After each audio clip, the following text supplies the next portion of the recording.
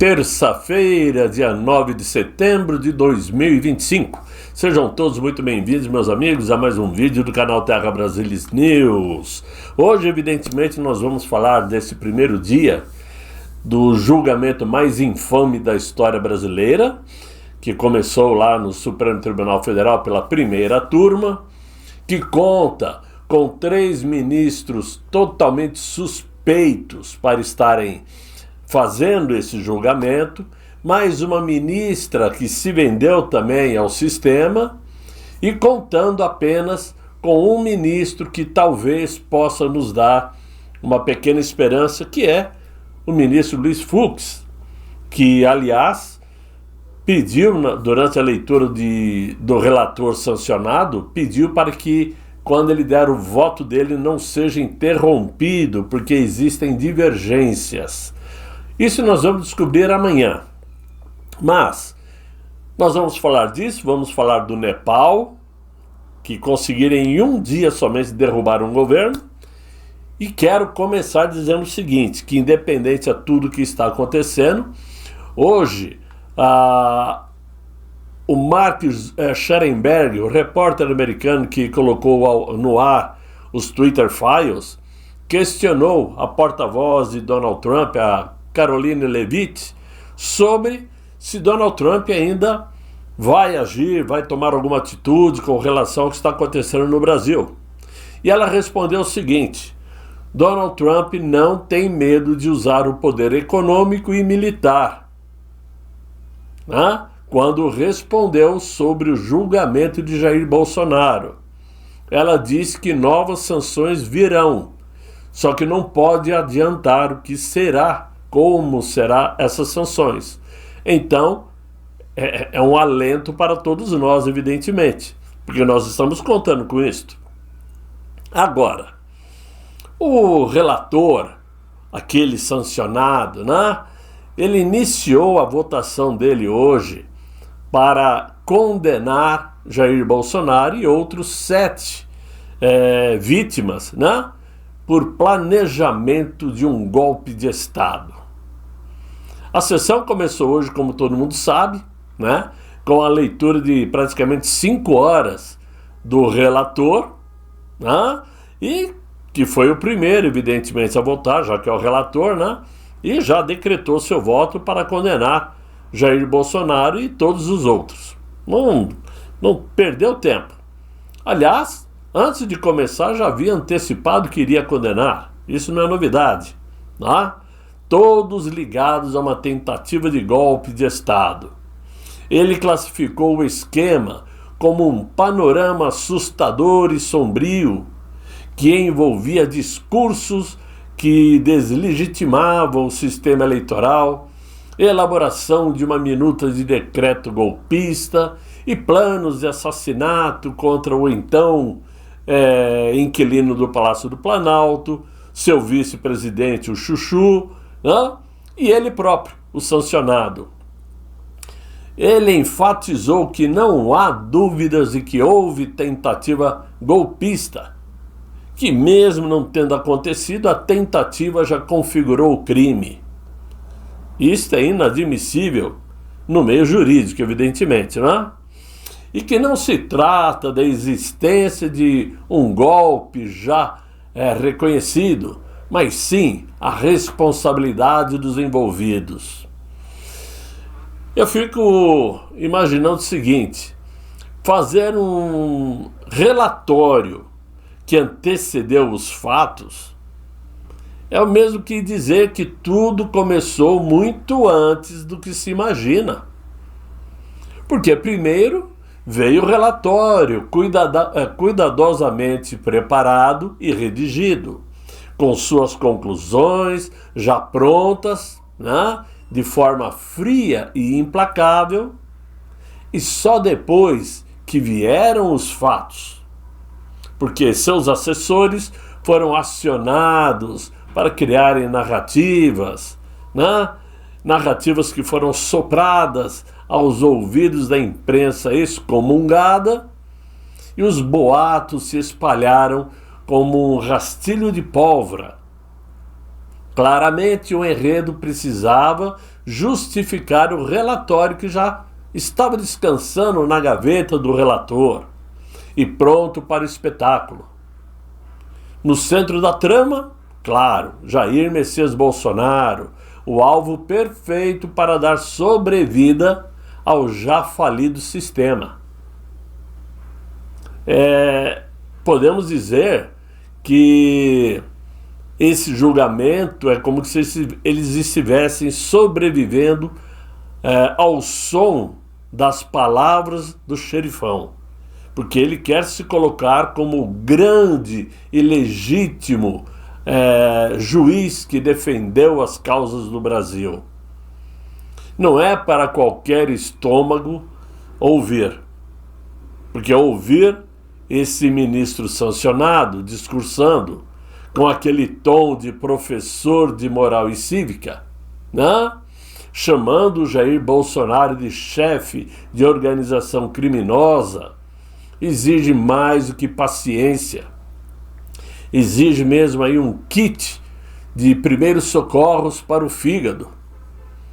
É como se cada palavra que viesse da boca dele viesse acompanhada de um gole de vinagre puro. E o curioso é que a sensação é quase que a mesma de quando ouvimos o Inácio falar. Quando o Inácio resolve dar aulas de democracia na TV. Uma mistura de azia com taquicardia e vontade súbita de desligar tudo e fugir para um mosteiro para ver se ganha paz. A dúvida é saber quem é mais difícil de aguentar. Qual dos dois, né? Agora, eu queria dizer o seguinte: no fim, só nos resta, nós que somos pobres mortais, assistir ao espetáculo e torcer para que uma farmacêutica lance aí um remédio que trate não só de acidez estomacal, mas também de política, né? Esse está sendo chamado por eles de o julgamento do século, mas parece mais o julgamento do ego daquele ministro. Talvez ele, o chamado xerifão pela imprensa consorciada, queira que esse julgamento se transforme num julgamento histórico realmente. Talvez seja histórico pela quantidade de arbitrariedades em um único processo. Testemunhas que mudaram de versão, mudaram como que se mudasse a roupa que vestem, delações arrancadas no grito, no berro, provas que brilham mais do que a imaginação do que está no alto. E no centro do palco, evidentemente, um ministro que parece acreditar que o Supremo é o seu escritório particular, o escritório da advocacia, só que usando toga e holofotes. O currículo dele, para nós, pouco importa, porque o verdadeiro portfólio daquele ministro é o próprio ego, inflado como um balão de festa, e a sede de vingança que mais parece novela mexicana. O veredito já estava pronto antes mesmo da sessão começar. O resto é só um teatro para manter as aparências. No fim, o que se julga não é Jair Messias Bolsonaro, mas está sendo julgada a paciência de um povo. E convenhamos que essa paciência está sendo condenada à prisão perpétua, né? Porque não acaba. Mas depois que o relator deu seu voto, veio o ministro Flávio Dino, que acompanhou a mesma linha do relator, claro, e também votou pela condenação de Jair Bolsonaro e os outros 7 réus, chamando Bolsonaro de líder e principal beneficiário de toda a conspiração, incluindo os ataques antidemocráticos de janeiro de 23, lá em Brasília. Só que esse julgamento, esse voto do Dino, virou mesmo um stand-up. Porque o que deveria ser o auge da seriedade, né, no Supremo, acabou virando palco de uma comédia improvisada. Porque o Dino praticamente repetiu tudo que o xerifão falou. Só que no final, seu voto demonstrou ali um deboche com a população brasileira sem tamanho. Porque ele resolveu debochar da própria liturgia, que jurou respeitar. Entre risos, zombou dos apelos internacionais e das críticas externas, dizendo que nenhum cartão de crédito, nem o Mickey seriam capazes de mudar o destino dos réus. Foi o bastante para que o ministro sancionado desse sua risada sarcástica, acrescentando o nome do Pateta, transformando a sessão num circo explícito. E claro, para não perder o embalo, o Dino completou: patetas são muitos. E assim, entre gargalhadas e sarcasmo institucional, os dois ministros mostraram que a toga também serve de fantasia para o humor. Um humor ácido, diga-se de passagem. O problema é que do lado de fora a plateia não achou graça nenhuma. O que estava em julgamento era a vida de pessoas, não um roteiro de stand-up jurídico. Não é somente Jair Bolsonaro. Tem outros réus que estão injustamente presos. O general Walter Braga Neto, que está aí acho que há 8 meses preso, sem ter feito nada também. Felipe Martins, Anderson Torres, a série é grande, General Heleno, Paulo Sérgio Nogueira, são muitos. Agora, quando a possível condenação de Jair Bolsonaro for consumada, possível, porque não é certeza ainda, por mais que pareça, quando for consumada e os fogos de artifício forem gastos na primeira semana, a imprensa excomungada enfrentará seu maior pesadelo, que será o tédio. Sem o inimigo número 1 para ocupar as manchetes de jornais, restará apenas explicar ao povo por que o país continua quebrado, com a vida cara e a violência batendo recordes. E tudo isso em pleno governo do amor. Como que a imprensa vai se virar para explicar isto? Imaginem as redações todas em pânico, tentando transformar os cortes de verbas, inflação, tarifas, em gestos de carinho do inquilino do Palácio do Planalto. As manchetes dirão que o povo está muito mais feliz, mesmo pagando mais caro, porque agora o Brasil voltou a sorrir. Os colunistas disputarão quem inventa o adjetivo mais fofinho para justificar o caos. E no fundo, todos torcendo para que Jair Bolsonaro talvez mande uma cartinha da prisão, explicando como estão os seus dias para ajudar a preencher as capas de jornais. Será o maior desafio da imprensa militante continuar vendendo romance para um país que acorda todo dia no drama. Só que vamos lembrar uma coisa: o jogo ainda não acabou. Tem muita coisa ainda que pode acontecer, principalmente se Donald Trump realmente agir como está parecendo que vai. Essa informação aí da Caroline Levitt, sua porta-voz, saiu na imprensa hoje. Com 2 votos já consumados, favoráveis a uma condenação, resta agora os votos de 3 ministros, Luiz Fux, Carmen Lúcia e o Cristiano Zanin, porque o julgamento foi agora suspenso e adiado para amanhã. Vai começar às 9 horas da manhã com o ministro Luiz Fux. E aí vale a pena entrar numa conversa legal, boa. Por quê? Enquanto o relator estava fazendo seu voto, o ministro Dino interrompeu por algum motivo, que já não me lembro mais, não importa também. E o Alexandre de Moraes, ok, aceitou. E quando... Falei o nome do homem, desculpem. E quando o sancionado ia retomar sua fala, o ministro Fux pediu a palavra, dizendo o seguinte: eu quero lembrar que, conforme combinado nos bastidores, a leitura dos votos seria direto, sem interrupção. E eu quero que no meu voto eu não seja interrompido, porque existem divergências que eu preciso explicar sem perder o fio da meada. E aí levantou então a nossa expectativa de que de repente essa divergência de Luiz Fux possa provocar 2 ou 3 situações.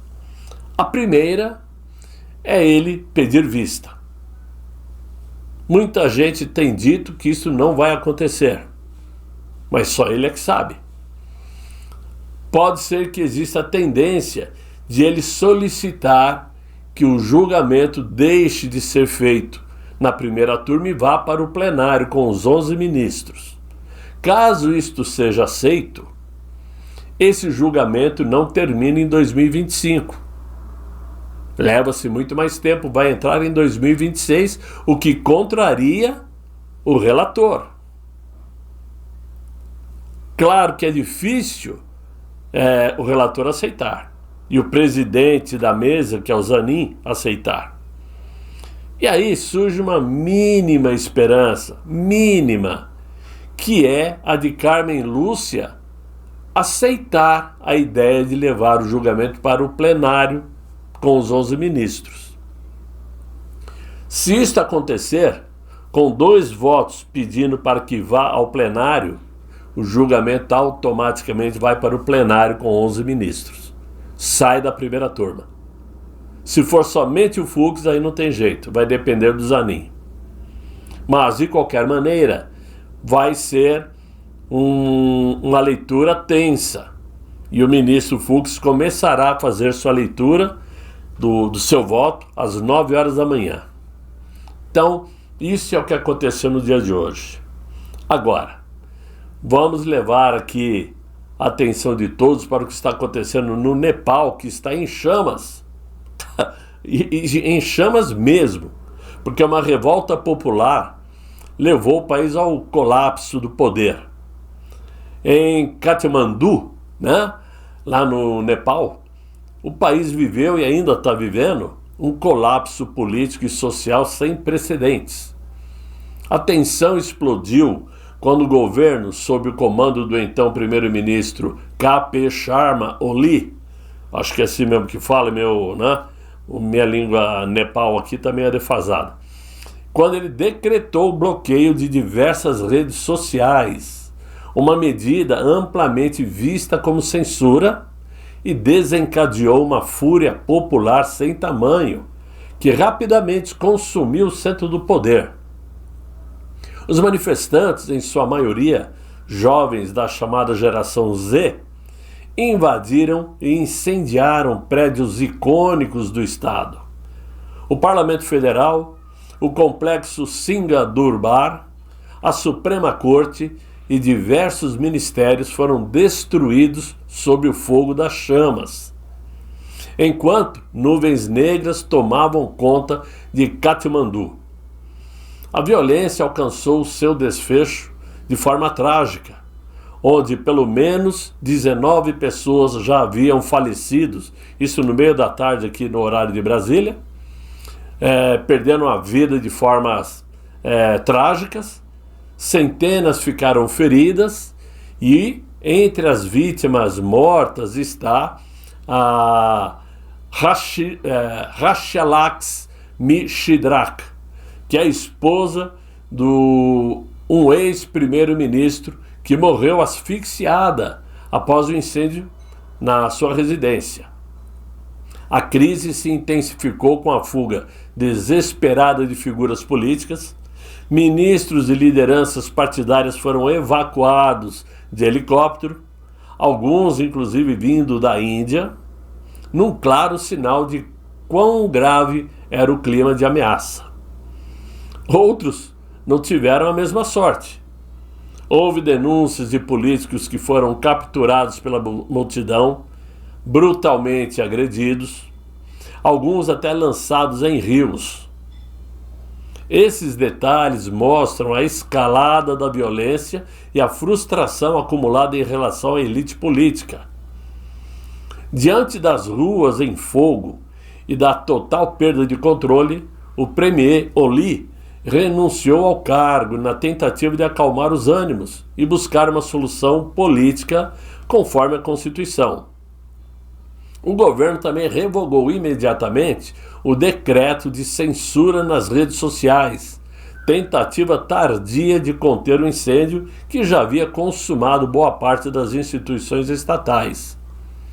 O presidente Ramchandra Poudil apelou pela contenção e por diálogo, enquanto o exército começou a ocupar pontos estratégicos para restaurar alguma ordem no caos instaurado. Nesse momento, o exército de Nepal anunciou que vai assumir o controle a partir das 22 horas, horário local, em meio a protestos mortais que estão abalando o país. Fato é, meus amigos, que o que aconteceu em Katmandu no dia de hoje foi apenas o palco mais recente de uma velha história, que é a de quando a paciência de uma nação se esgota, tudo pode acontecer. Durante meses, talvez anos, a frustração vai se acumulando como água represada atrás de uma barragem. Cada decreto autoritário, cada censura, cada humilhação pública vai adicionando peso.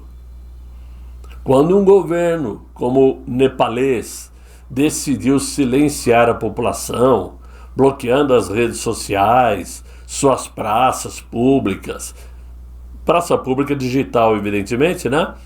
O estopim foi aceso. Para muitos, não era apenas sobre perder o acesso ao Facebook, ao Twitter, TikTok. Era sobre perder o último espaço de liberdade. As ruas se encheram de jovens que nunca conheceram um Nepal sem democracia, mas que sabiam reconhecer quando estavam sendo empurrados de volta às sombras. O fogo que consumiu prédios do governo era o reflexo da raiva que consumia o povo inteiro. Governos autoritários quase sempre se esquecem de um detalhe: quanto mais apertam o controle, mais criam o inimigo que temem. O povo, antes disperso, se torna uma força unificada. As multidões de Katmandu mostraram que quando o poder ignora o diálogo e tenta calar vozes, ele desperta um rugido coletivo. Então é bom que isto sirva de exemplo para o que acontece no Brasil, porque há de chegar um momento onde esse sistema terá que dar um breque, terá que pisar no freio, para não correrem o risco de ver a nação brasileira seguir no mesmo caminho, que no fundo, na verdade, ninguém deseja, evidentemente. O que nós queremos é colocar o Brasil no rumo certo, de uma democracia legítima, com respeito a todas as tendências políticas, tanto de direita quanto de esquerda, mas que seja justa, correta, tudo dentro do que diz realmente a Constituição, mas que principalmente, de uma vez por todas, acabem com esse julgamento nefasto que foi baseada somente na ilusão de uma pessoa vingativa. É o que eu penso. Então, por hora, era isso que eu tinha para vocês, meus amigos. Espero que vocês tenham gostado desse vídeo, mesmo o dia não tendo sido nada agradável para nós. Mas se gostaram, deixem aí os likes, se inscrevam no canal, chamem seus amigos para me acompanhar, né? Peça para que eles se inscrevam no canal, colaborem com Terra Brasilis News quem puder, E eu espero voltar amanhã com um novo vídeo, se Deus quiser, e Ele há de querer. Fiquem todos muito bem, fiquem com Deus. Tchau, tchau.